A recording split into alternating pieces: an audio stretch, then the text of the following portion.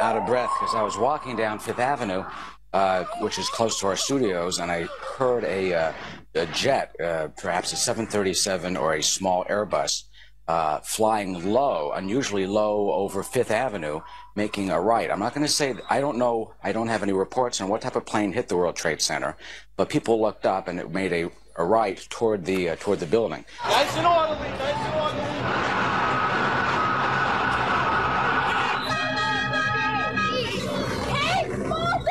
It is a tragedy.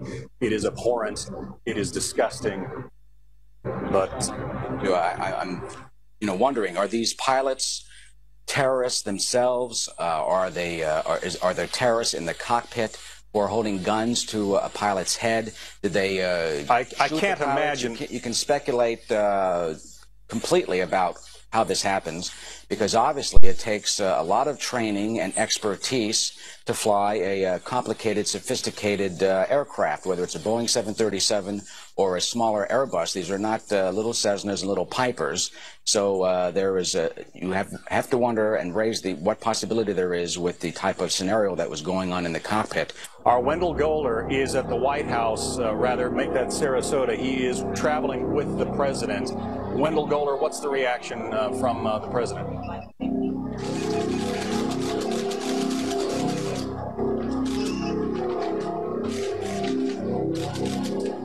John, the president is here promoting a reading initiative on the second day of a two-day trip to Florida.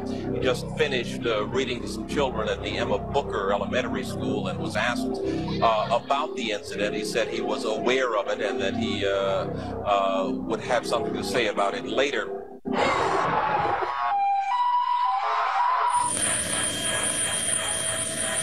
Let's bring in David Lee Miller, our correspondent.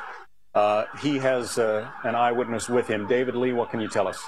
Morning, John. I'm a few blocks from the World Trade Center right now. As you would expect, all the roadways are pretty much cut off. The only way to get near the buildings is on foot right now. The scene is absolutely a horrific one. You have people streaming out of the area. You've got people literally in tears and shock. People that just work in the nearby buildings that cannot believe what has happened. Still, many of them remember the terrorist attack years ago on the World Trade Center, and many of them, this is just an ugly reminder of that, although the details of what happened here are not certain. As I was walking downtown in Lower Manhattan, making my way to the World Trade Centers, I stopped to speak to Sylvia Fuentes. She's with me right now. We're a few blocks away from the building. She works in Lower Manhattan. She used to work in the Trade Center, and I'm going to actually hand her the telephone right now, and she's going to describe for us what she saw this morning as she was arriving at work. Sylvia? I heard a loud rumbling, and when I walked out of the deli onto Fulton Street, I looked up in the air. There was an airplane actually going into the World Trade Center, and flames were coming out, and smoke was just billowing in the air, and tons of people were running down Fulton Street, just running each other over, and I made my way back to my office on Water Street, and when I got upstairs, I looked out my window to see what was going on, and the Second World Trade Center just went into flames from 1 minute to the next. Sylvia, thanks for that eyewitness report. When we saw that second plane slam into the second tower intentionally, quite clearly, you got to believe this is a terrorist attack. Harvey Kushner is on the line with us. He's a frequent guest of ours and a terrorism expert. Harvey, is it too early to speculate about suspects? One thinks only that this could be the most horrifically planned incident in the annals of terrorism against the United States. Think about it. I mean, you look outside the Fox studios, look how clear it is. I mean, how could you miss the true trade towers? I mean, not just one, but two planes. Well, and it brings to mind, everybody hates those metal detectors at airports, and everybody makes passing through them almost a joke these days. But clearly, it seems that something is going to change if you can make this kind of statement and kill as many people as are likely to be dead in this kind of scenario. Yeah, John, we're talking about terrorism. No matter how this turns out, this is going to be a day that's going to live in infamy. And, it's going to cause changes in terms of, if it turns out that terrorism in terms of security like this country has never seen before. President Bush is about to speak. He's in Florida. That was what was supposed to be a joyous event at an elementary school. Let's listen in. Today we've had a national tragedy. Two airplanes have crashed into the World Trade Center in an apparent terrorist attack on our country. I have spoken to the Vice President, to the Governor of New York, to the Director of the FBI, and have ordered that the full resources of the federal government go to help the victims and their families, and to conduct a full-scale investigation to hunt down and to find those folks who committed this act. Terrorism against our nation will not stand. And now, if you join me in a moment of silence.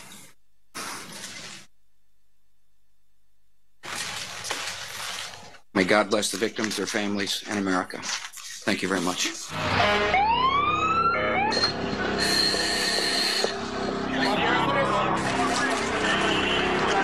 We are going to be looking at an enormous death toll. 50,000 people work in those two buildings. Churchill on here. John Fund from the Wall Street Journal is on the phone with us. John, were you in the area when the planes hit? I was across the street in my office building. What did you see? What did you hear? I heard an incredible sonic boom and looked up, and there were already much smoke and flames pouring out of the building. And about 15 minutes later, of course, the second sonic boom, which of course would have been the second tower and the second plane.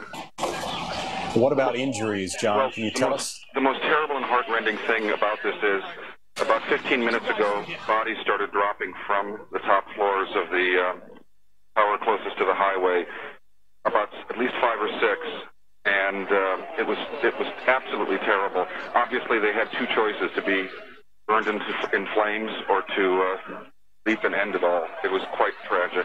Let me bring into the conversation David Asman, my colleague. Yes, John Scott, David, what can you tell us? I just want to give you some late-breaking information. Perhaps one of the things that is of greatest fear is that there is yet another terrorist attack, since those two plane crashes happened within 20 minutes of each other. Well, all of Manhattan has been sealed off. This is probably unprecedented. Of course, all of this is unprecedented in this dastardly occasion. But Manhattan has been sealed off. The Hudson River bridges and the tunnels have been sealed.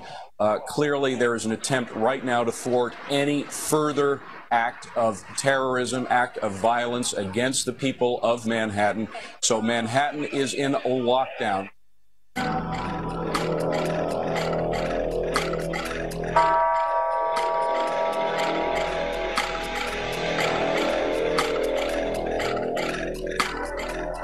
We are hearing right now of another explosion that has taken place at the Pentagon.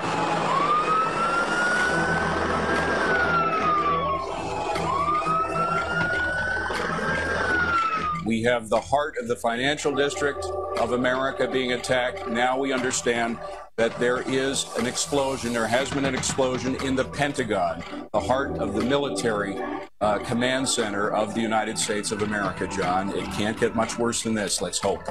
You got to believe that it has happened again. Another large airliner, perhaps hijacked, perhaps part of some widespread plan, apparently slamming into at least the area around the Pentagon. They have not struck at America. They have struck at some individual places in America. But this country will go on. I want to go to our Washington managing editor, Brit Hume, who has the outlook from the nation's capital. Brit, this raises all kinds of questions about America's response, and I guess that response is not going to be immediate, is it? Well, whether it is immediate or not, the one thing I think we are seeing, John, is this series of evacuations from various buildings around Washington. And I think it's important to say that we don't know and have no reason to believe that the White House, for example, was facing any immediate or imminent threat. The same is true on Capitol Hill, where it appears they will be evacuating the building up here soon. Nothing has happened at either of those places. This, of course, though, John, I think this is one of these days where we can say that things will not again be the same in the United States of America. This is the kind of terrorist attack that is the nightmare that experts and others have warned about, but some of us may have thought really could not happen on such a scale. This is quite remarkable.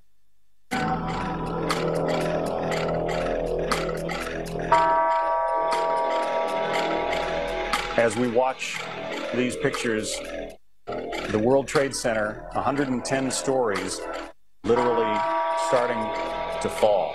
It's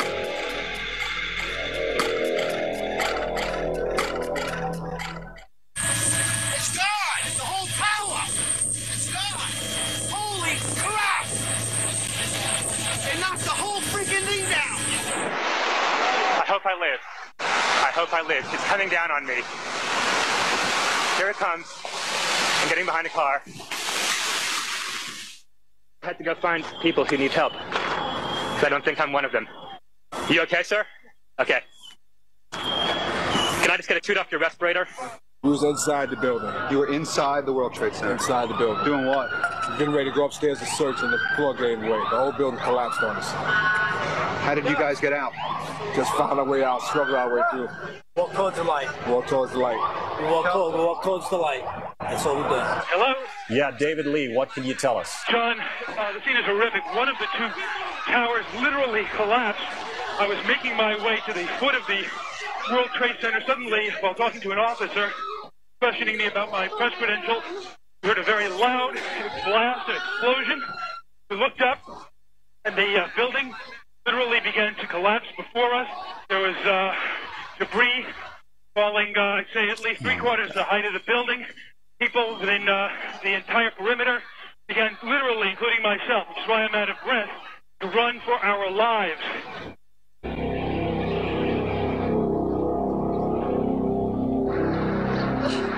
Those steel girders, strong as they are, had a lot of weight to support, and apparently, I'm not a structural engineer, but I'm just guessing now that they gave way. The loss of life here is going to be enormous. May God help those who are there, and the victims and their families, and all the souls that are lost today.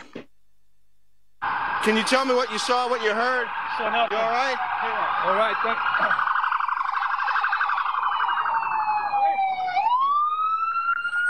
Look at this guy. Unbelievable. Unbelievable. This poor woman.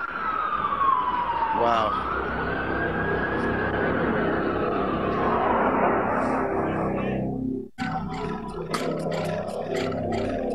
The United 93, Cleveland, do you still hear the center?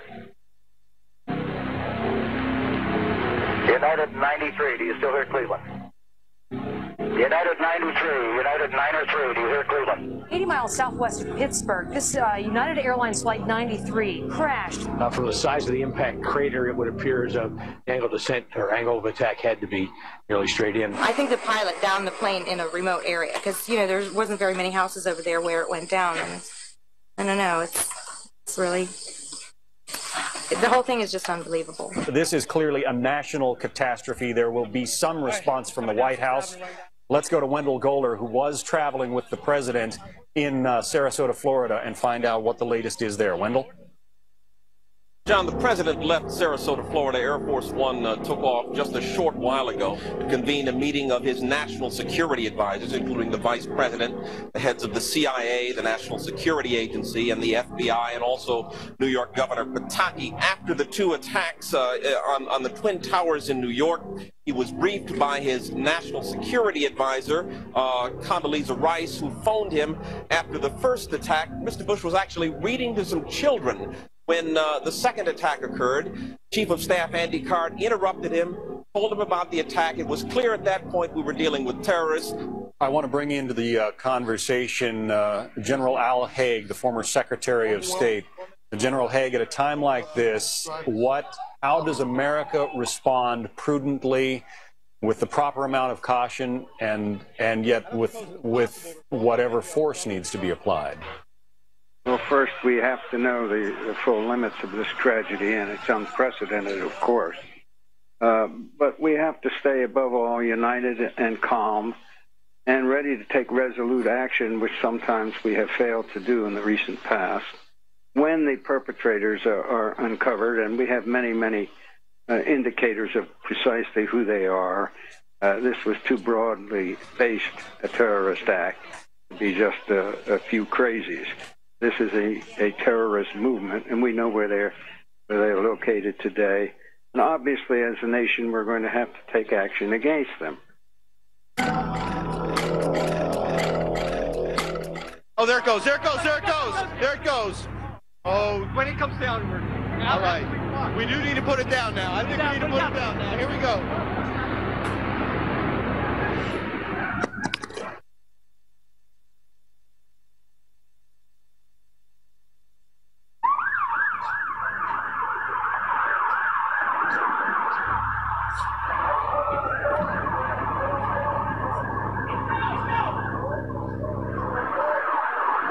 America, offer a prayer.